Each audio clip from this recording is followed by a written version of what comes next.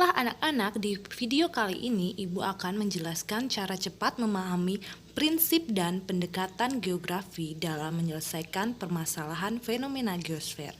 Dalam geografi, untuk menyelesaikan suatu permasalahan menggunakan konsep, prinsip, dan pendekatan.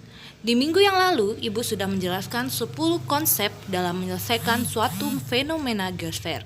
Nah, di video kali ini, Ibu akan menjelaskan bagaimana cara memahami penyelesaian fenomena geosfer menggunakan 4 prinsip dalam geografi dan 3 pendekatan dalam geografi. Ternyata, dalam permasalahan fenomena geosfer, itu sangat memerlukan pemahaman yang sangat mendalam. Seperti penyelesaian soal dalam konsep geografi, penyelesaian soal menggunakan prinsip dan pendekatan juga memerlukan high order thinking skill atau pemahaman yang lebih tinggi. Baiklah, tanpa berlama-lama, Ibu akan menjelaskan cara cepat memahami penyelesaian permasalahan fenomena geosfer dengan 4 prinsip dan 3 pendekatan. 4 prinsip tersebut adalah 1. Prinsip distribusi atau persebaran, 2. Prinsip deskripsi, 3. Prinsip interrelasi, dan 4. Prinsip korologi. Contohnya sebagai berikut. Yang pertama adalah prinsip distribusi. Dalam prinsip ini menjelaskan terkait fenomena menyebar, fenomena mengelompok di muka bumi, atau persebaran lokasi. Contohnya sebagai berikut. Gajah di Indonesia dapat ditemukan di Pulau Jawa, Sumatera, dan Kalimantan. Dalam soal ini termasuk ke dalam prinsip distribusi atau persebaran karena dalam soal ini membahas persebaran lokasi ditemukannya gajah. Dan dalam soal ini juga terkait pengelompokan fenomena atau persebaran fenomena yang tidak merata di muka bumi, di mana gajah tidak dapat ditemukan di seluruh Indonesia, hanya ditemukan di Pulau Jawa, Sumatera, dan Kalimantan. Maka dalam persoalan ini termasuk ke dalam prinsip distribusi. Selanjutnya, prinsip yang kedua adalah prinsip deskripsi. Dalam prinsip ini, kata kuncinya adalah penggambaran fenomena, bisa dengan kalimat, angka, peta, grafik, atau tabel. Contohnya sebagai berikut. Tsunami di Jepang pada tahun 2004 menimbulkan korban sebanyak 4.000 jiwa. Dalam fenomena ini termasuk ke dalam prinsip deskripsi karena persoalannya menggambarkan fenomena dengan angka, yaitu berupa tahun dan jumlahnya korban jiwa.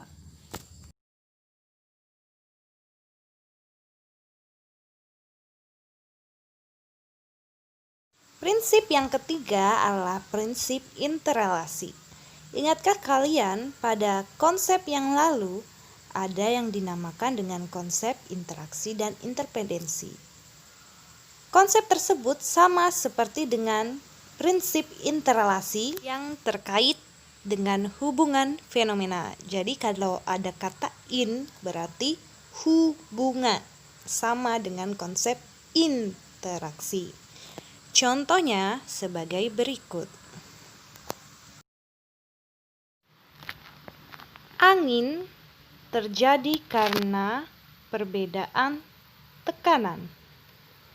Fenomena tersebut termasuk ke dalam prinsip interrelasi karena terkait penyebab terjadinya fenomena lain. Prinsip yang keempat adalah prinsip korologi.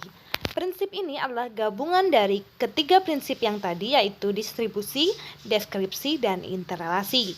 Atau dalam penyelesaian fenomenanya menggunakan metode yang menyeluruh atau komprehensif. Contohnya sebagai berikut.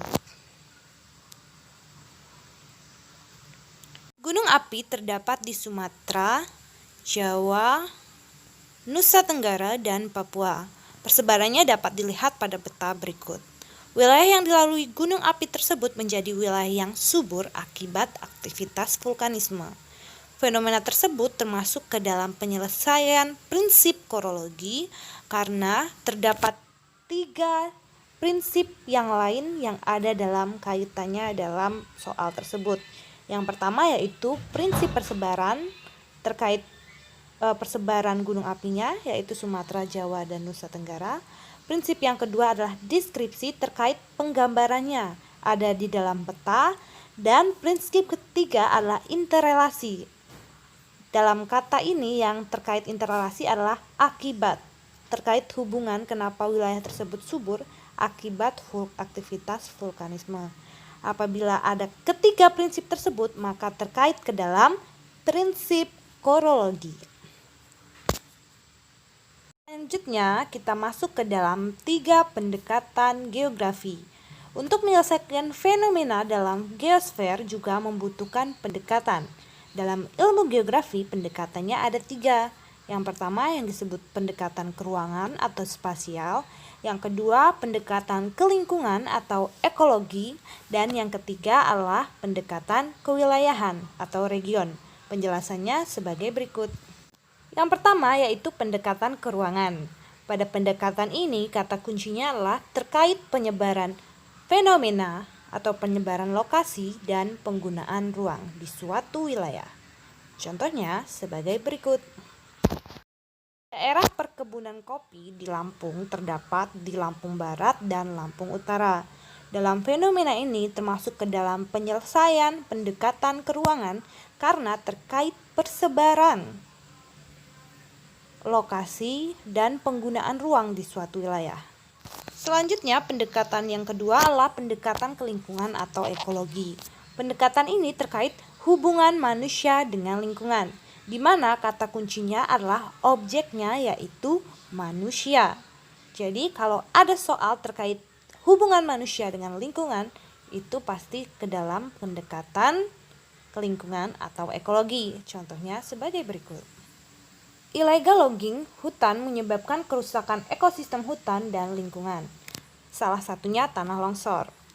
Hal ini termasuk ke dalam pendekatan kelingkungan atau ekologi karena terkait hubungan manusia dengan lingkungan, di mana manusialah yang menyebabkan kerusakan ekosistem hutan dan lingkungan karena aktivitas penebangan hutan secara liar atau yang disebut dengan illegal logging. Pendekatan yang terakhir adalah pendekatan kewilayahan atau yang disebut dengan region. Pendekatan ini kata kuncinya adalah gabungan dari pendekatan keruangan dan kelingkungan, di mana terkait ciri khas suatu wilayah. Contohnya sebagai berikut. Pulau Kalimantan merupakan salah satu pulau yang banyak terdapat hutan hujan tropis, selain wilayah Sumatera dan Jawa. Tapi saat ini akibat ulah manusia, hutan di Pulau Kalimantan berkurang luasnya akibat dibakar untuk membuka lahan. Dalam penyelesaian fenomena geosfer ini termasuk ke dalam pendekatan kewilayahan atau region karena terkait ciri khas suatu wilayah di mana Kalimantan ini terdapat banyak hutan hujan tropis. Dan di sini ada 2 pendekatan yaitu pendekatan keruangan dan kelingkungan. Keruangannya yaitu persebaran lokasinya Sumatera dan Jawa. Dan kelingkungannya yaitu ulah manusianya dengan hutan tersebut menyebabkan hutan tersebut berkurang.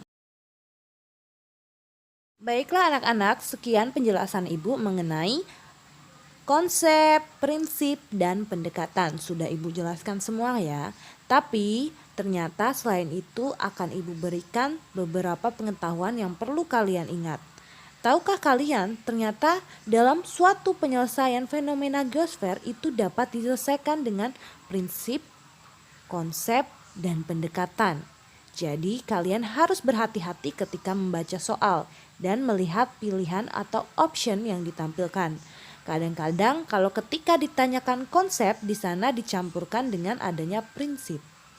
Dan ketika ditanyakan prinsip ada juga konsep. Jadi kalian harus berhati-hati. Nah, untuk lebih memahami apa yang Ibu maksud, akan Ibu tampilkan soal sebagai berikut. Orang hutan hanya dapat ditemukan di Pulau Kalimantan termasuk ke dalam prinsip geografi yaitu. Jawaban yang benar adalah A, yaitu prinsip distribusi karena terkait pengelompokan fenomena di mana orang hutan hanya ditemukan di Kalimantan yang persebarannya tidak merata. Option B itu bukan prinsip tapi konsep. Harus diingat ya. Option C itu bukan prinsip tapi pendekatan. Option D dan E itu adalah bagian dari prinsip tapi tidak terkait dengan persebaran suatu fenomena. Jadi yang tepat adalah A. Dengan soal yang sama tetapi sekarang yang ditanya adalah pendekatan. Hutan hanya ditemukan di Kalimantan, termasuk ke dalam pendekatan geografi yang mana? Jawaban yang tepat adalah A, keruangan. Karena pendekatan keruangan itu menggambarkan persebaran fenomena yang tidak merata. Option B itu juga pendekatan tapi tidak ada hubungan manusia di dalamnya. Option C itu adalah prinsip. Option D adalah konsep prinsip. Jadi kalian harus berhati-hati untuk memahami soal. Yang ditanyakan itu prinsip, pendekatan, atau konsep. Jadi dalam satu soal itu bisa ditanyakan pendekatan, prinsip, atau konsep. Kalian harus memahami ketiga penyelesaian fenomena geosfer menggunakan prinsip, pendekatan, dan konsep geografi. Sekian anak-anak untuk hari ini. Terima kasih. Jangan lupa subscribe, like, dan share ya.